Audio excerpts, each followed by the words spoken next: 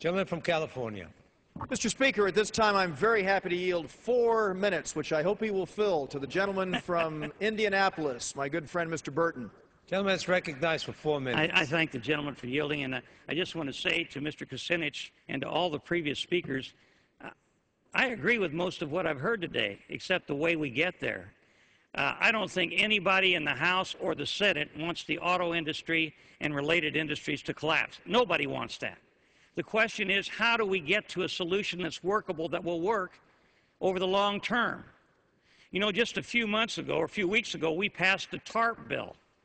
And we were told in just a day or two that we had to pass this, or the entire financial system in this country, and the world was going to collapse. And we threw $700+ billion at it. And today, there's an awful lot of members in both bodies that think, hey, it isn't working the way we thought it would.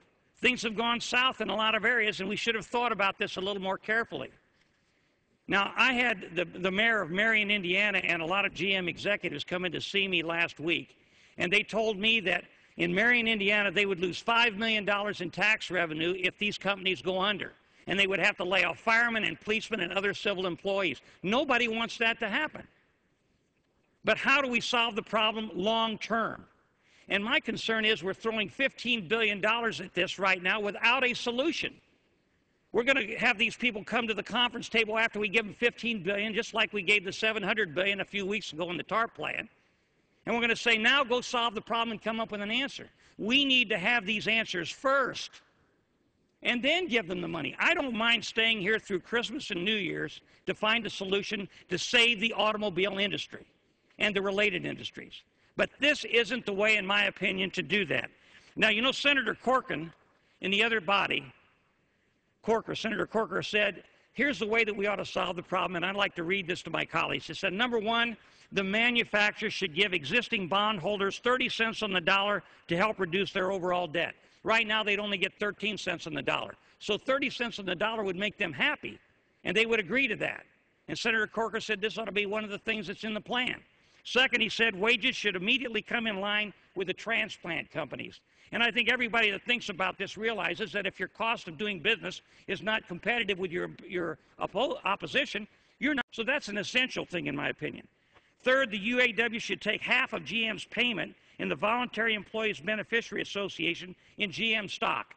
And I think they should do that because they're in this thing with everybody else. And taking half of their benefits in stock would be a great thing. And I think they would enjoy doing that if they knew the company was going to survive and they wanted to survive.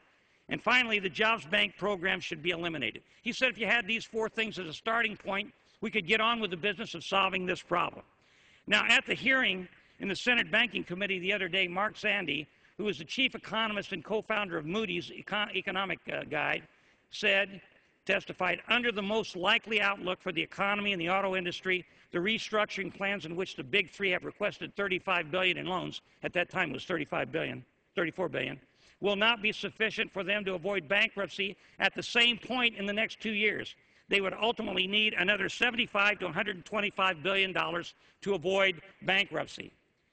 Now, we need to solve this problem. I want to help those employees. I want to help the executives. I want to help the communities that will suffer if they lose the tax revenues from these people who would lose their jobs and if the industry went south. I want to solve it. But rushing to judgment today just like that and throwing $15 billion at it without a solution, in my opinion, is the wrong way to go.